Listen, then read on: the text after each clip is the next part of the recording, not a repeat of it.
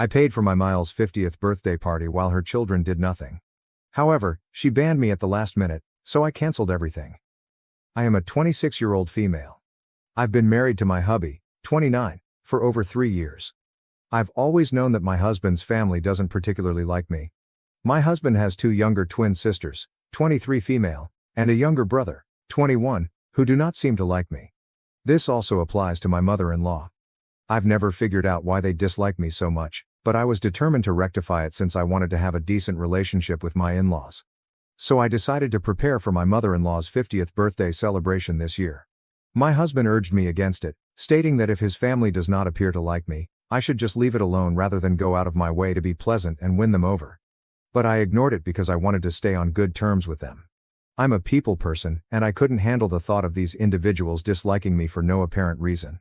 I had to set things right. So, a few days ago, I began preparing the party and even attempted to enlist my husband's siblings. But they were uninterested and informed me that I could handle everything myself if I wanted. I reserved one of my mother-in-law's favorite restaurants, where she and her late husband would frequently go on dates, and paid for all of the food and decor ahead of time. In reality, I oversaw it all myself to ensure that everything met my mother-in-law's taste and standards, as she was very picky about such things. I even invited some of her closest friends and relatives after discussing with my husband about who she wanted there. Essentially, I paid for everything and organized it all on my own, with a little help from my spouse, whereas her own children did nothing to assist and did not even contribute financially. We went to see her yesterday, the day before her birthday, against my husband's objections. When we arrived, we observed that her other children were already there, and they seemed shocked to see us but said nothing. After some small talk, I got to the point and informed her that we'd be expecting her at the restaurant in the evening tomorrow since we had something planned for her. She smiled and thanked my husband, but he informed her that it was all on me and that she should thank me. Her expression deteriorated abruptly, and I was perplexed for a moment. I informed her that I had invited all of her close friends and some of her family members, as well as selected all of her favorite foods, in an attempt to persuade her to notice my efforts. But a hateful expression appeared on her face, and she proceeded to say thanks in the most phony, sugar-coated tone before telling me that, while she appreciated my efforts, she was sorry she would not be able to come. I was astonished and asked her why. She replied that she wanted her 50th birthday to be memorable, so she planned a family-only affair. She stated that she considered her friends to be family, but she did not consider me to be family at all. So she would prefer it if I made myself unavailable the following day. My husband and I were stunned to the core, and I realized in that instant that he had been correct all along. I should never have put forth any effort because she was clearly never going to appreciate anything, ever. My husband's siblings, on the other hand, appeared to be about to bust out laughing any second, which irritated me even more. So I stood up and told her that she could go to hell, and that if she dared to show up tomorrow, I'd have security escort her away. That took the smug expressions off everyone's faces. My mother-in-law said I was frigid and cruel. I immediately laughed in her face, saying that was quite rich coming from her. After some back and forth in which she attempted to persuade me that I was incorrect, I informed her that she did not deserve anything pleasant and that my decision was definitive. She and her children appeared furious. She started crying just before I left, most likely as a last-ditch effort to make me feel horrible, but I didn't care. I was furious. I tried to cancel the reservation while driving home, but it was too late. My husband appeared to be uncomfortable with the situation, but he refused to say anything more than that I did the right thing. When we got home, he went outside for a smoke, which was great with me because he had never been particularly expressive with his family and preferred to keep out of these situations. Furthermore, I had ignored his advice, so it was good of him not to shove it in my face. Anyway, since I'd already paid for the venue and food, I decided to rescind all of the invitations. It was really last minute and annoyed a lot of the visitors, but they were largely my mother-in-law's friends, so I didn't mind. Instead, I invited some of my own pals to make it all worthwhile, as I was very angry by all that had happened. My husband also joined in, and I convinced him to bring a couple of his friends so we could party. We took rid of the decorations just in time before they arrived and had a great time. I posted all of the photos once I returned home today. My sister-in-law texted me, claiming I had spoiled her mother's birthday and that it was really selfish of me to utilize the venue for myself, especially given how much it meant to my mother-in-law. I don't feel very regretful for what I did, and I believe it was absolutely justified. I only hope I'm right. Eta for canceling my mother-in-law's scheduled birthday celebration after she informed me that I was not welcome. Update 1. I informed my husband of the message his sister had sent me and asked whether I should apologize to his family. He answered, "Absolutely not."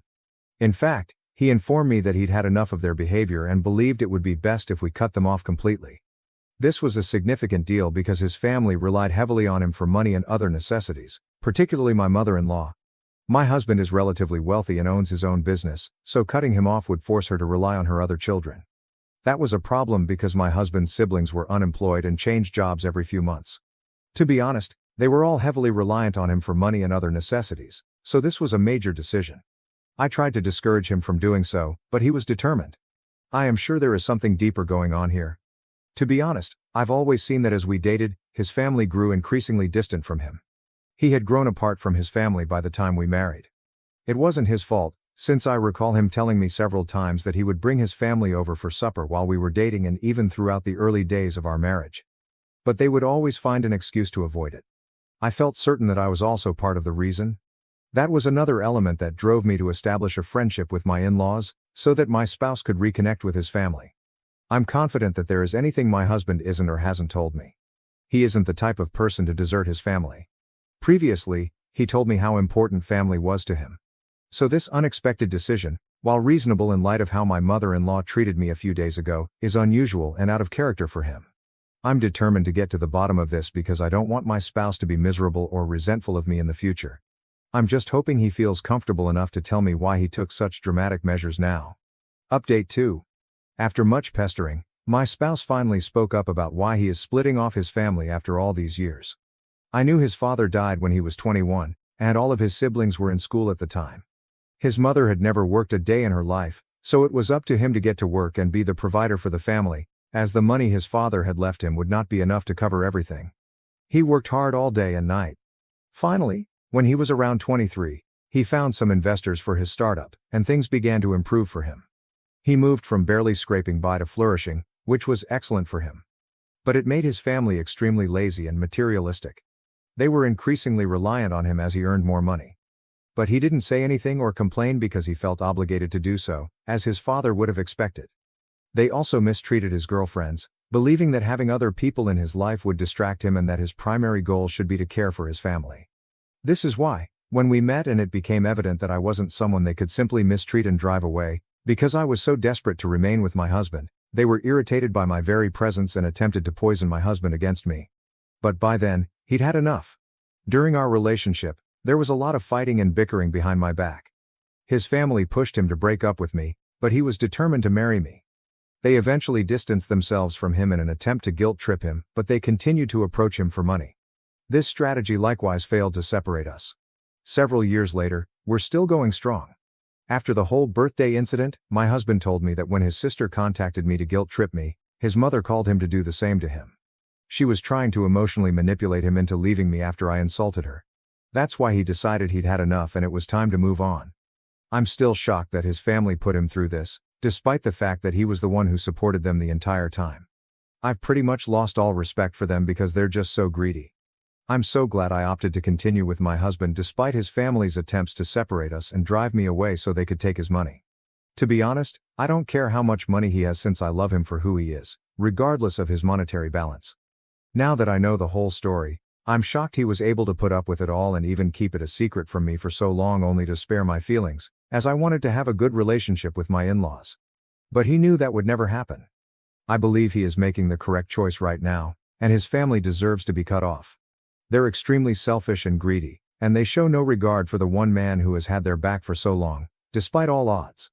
Update 3. My husband finally phoned his mother and told her that he doesn't want to hear from her or his siblings unless they modify their behavior. He also told them that they would have to find their own source of money because he would not be able to support them indefinitely. As I had predicted, this action was met with outrage on their end. I could hear my mother-in-law yelling at my husband even though his phone was not on loudspeaker. They got into a really vicious quarrel. Because I was in the same room with my spouse, I heard all he said. My mother-in-law clearly attempted to blame me for this. She said that I must have influenced his decision to cut them off somehow. She also accused me of wanting to split their family up. She advised my husband to avoid being manipulated by his wife. Again, the irony of her instructing my husband not to allow himself to be influenced amused me. Naturally, my husband defended me to the best of his ability. He also told her that his siblings should get excellent jobs because they are all adults now, And it's pathetic that they still have to rely on him to care for them. She began accusing my husband of becoming obsessed with the money and power that came with holding such a high-paying career. She said that I was probably urging him to split off his family, which is why he was treating his own blood so harshly. It was textbook manipulation and emotional blackmail to keep him under her control. But now that I knew what she and her other children had been up to, I wasn't going to let it happen again. When things got too hot and I could see my husband becoming agitated and teary-eyed from frustration, I decided to step in. I informed her that my husband's mind was made up. If she and her children don't get in line soon, they will lose my husband's support forever. Now the ball was in their court. They could either behave decently and respect me and my spouse in order to continue to be in our lives. Or they may be the blood-sucking, materialistic a-holes they were and be kicked out of my husband's life completely. Having said that, I hung up and silenced all notifications on my husband's phone so he didn't have to deal with them for a bit and could relax. It's been an hour since the call ended, and we've set aside our phones to watch a movie and distract ourselves for the time being. Update 4. Because pestering my husband and destroying his day wasn't enough, my mother-in-law chose to annoy me instead. After the movie, my spouse decided to finish some pending work, while I checked my phone. My mother-in-law missed several calls and sent me numerous texts stating filthy things. They were filled with curse words from my husband's siblings. I wasn't surprised, though, because this was exactly what I anticipated them to do. I just took screenshots for later and disregarded it. I spent the next 10 minutes responding to business emails and other correspondence. But then my mother-in-law called again, and I mistakenly accepted the call. She then continued to say the most offensive things about me and my upbringing. She described me as a manipulative and greedy gold digger who was out to destroy my husband. I didn't respond to any of her charges and just waited for her to finish it. When she seemed to run out of steam, I informed her that everything she accused me of was something she was also guilty of. So, before pointing fingers, she should probably do some introspection. I also informed her that I was relieved that my husband was finally getting rid of freeloaders like her and her other children, who didn't deserve to even breathe the same air as him. Then I hung up and blocked her and my husband's siblings everywhere I could, making it impossible for them to contact me. It's really terrible that individuals will go to such lengths to avoid having to do any work for themselves. I haven't told my husband about his mother calling me yet since I don't want to stress him out any further. But if this happens again, I will absolutely inform him and ensure that they are permanently removed from our lives. They have no right to interrupt our calm in this way. I'm not sure what they'll do next, but I'm confident that my mother-in-law will not stop.